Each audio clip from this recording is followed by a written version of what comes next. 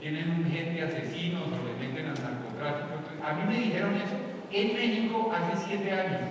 Y yo dije, molesto, claro, pero sabiendo lo que decían, ustedes en una década están como nosotros.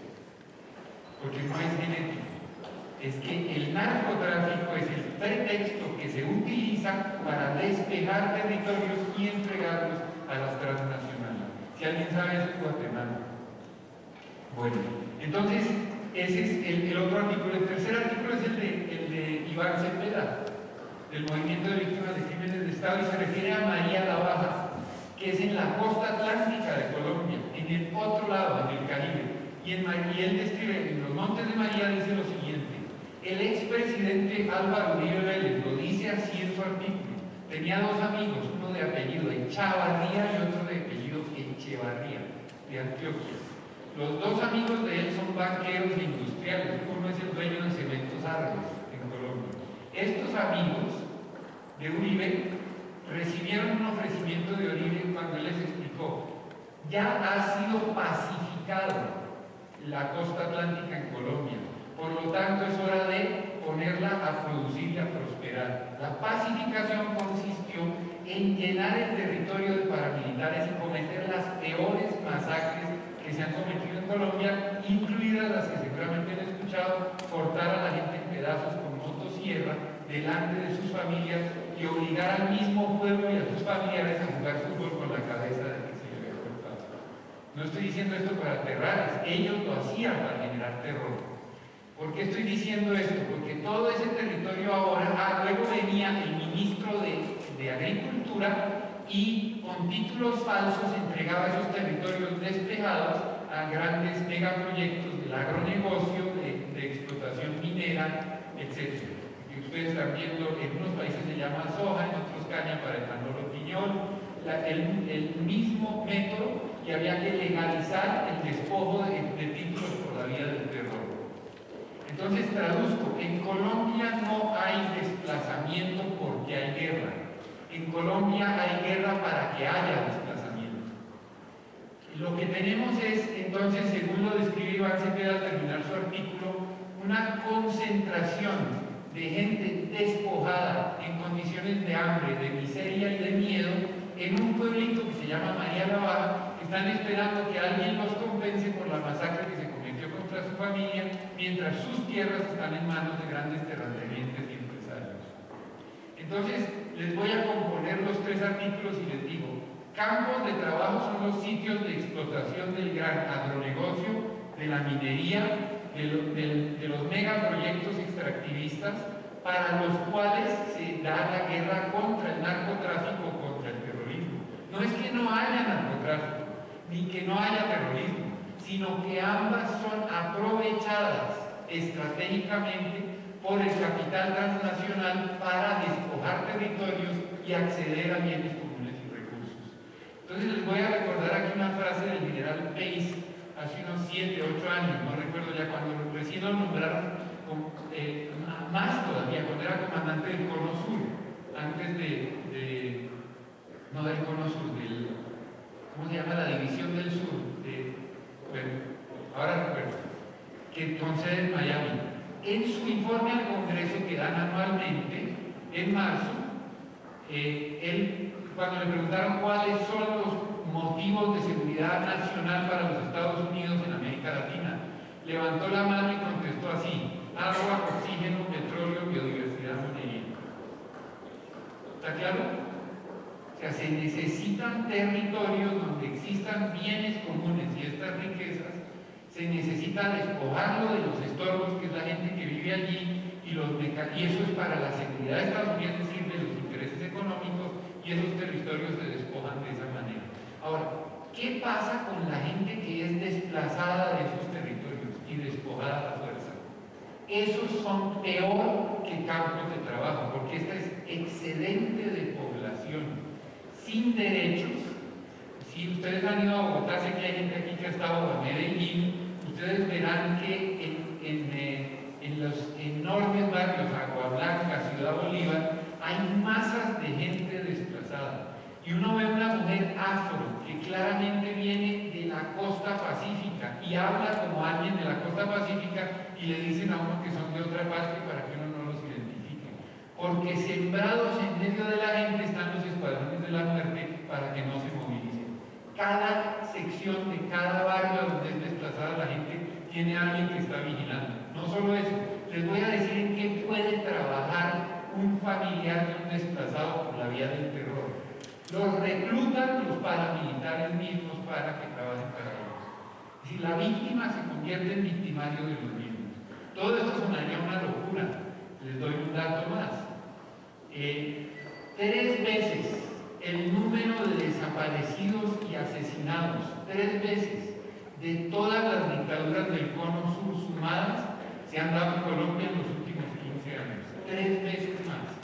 La gente habla de la Argentina y de Chile como lo que se cometió. Se está cometiendo en Colombia una masacre de proporciones incalculables, incalculables.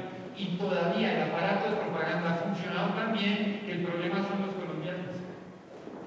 Y es un país que está siendo despejado para la explotación de las grandes transnacionales y de recursos.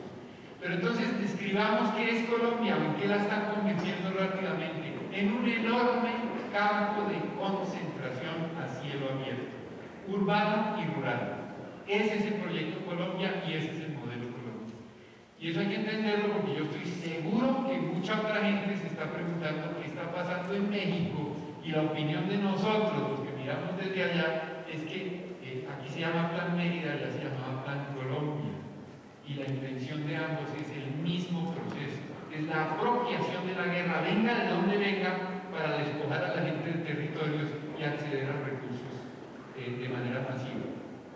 Hay más cosas, pero esto es como para dar una idea general. Ahora, les voy a mostrar unas imágenes rápidamente. Miren, los pueblos indígenas se han convertido en el corazón de la resistencia en este contexto. Entonces yo simplemente estoy tejiendo a lo que ya se dijo esta mañana, lo que dijeron quienes me antecedieron. Obviamente se están convirtiendo en el corazón de la resistencia porque primero no tienen más a dónde ir, segundo porque son víctimas del desplazamiento y el despojo masivo, porque viven encima de los recursos de la mano del general Pace. Ellos están donde hay agua, oxígeno, petróleo, pero además por otra razón, porque ya no tienen más que perder. Y en sus territorios han preservado su cultura, sus formas de vida y su experiencia de resistencia. Luego saben que indio sin tierra es indio muerto y sin cultura deja de ser indio.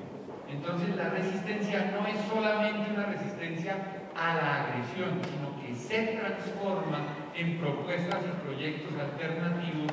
¿Alternativos a qué? A este proyecto fascista. Entonces solo les muestro este esquema que fue el resultado final de un trabajo que se hizo durante casi 3 años que dio lugar a la agenda de la Minga de resistencia social y comunitaria.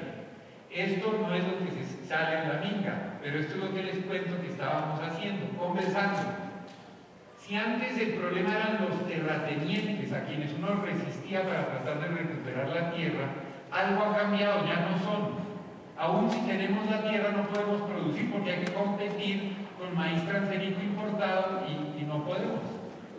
Entonces algo cambió, lo que cambió es neoliberalismo, es subvención de productos, es el despeje de zonas rurales para megaproyectos. Entonces esta es la conclusión. Si ustedes ven la flecha que baja, dice claramente proyecto de muerte. Y hay otra que dice planes de vida, la verde que sube.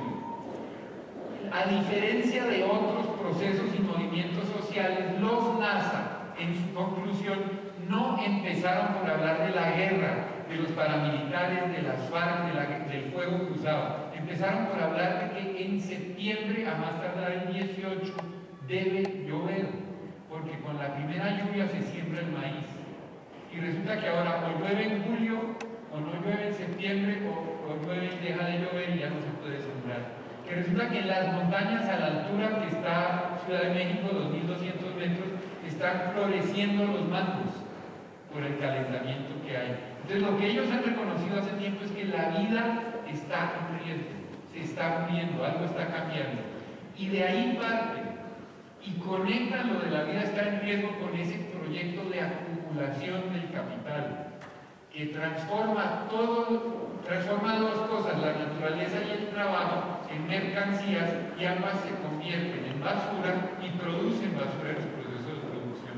Entonces conectaron, y estoy resumiendo muy rápidamente, conectaron en la muerte de la vida la crisis ecológica con el proceso del capital. Y eso les explica a ellos por qué entra la guerra a sus territorios, porque hay FARC, porque hay narcos, porque entre otras les cuento que la posición de los pueblos indígenas frente a las FARC es muy clara. La guerra le sirve al capital transnacional, venga de donde venga. A uno le da lo mismo si el tiro viene de la izquierda o si viene de la derecha, el resultado es que uno se tiene que ir.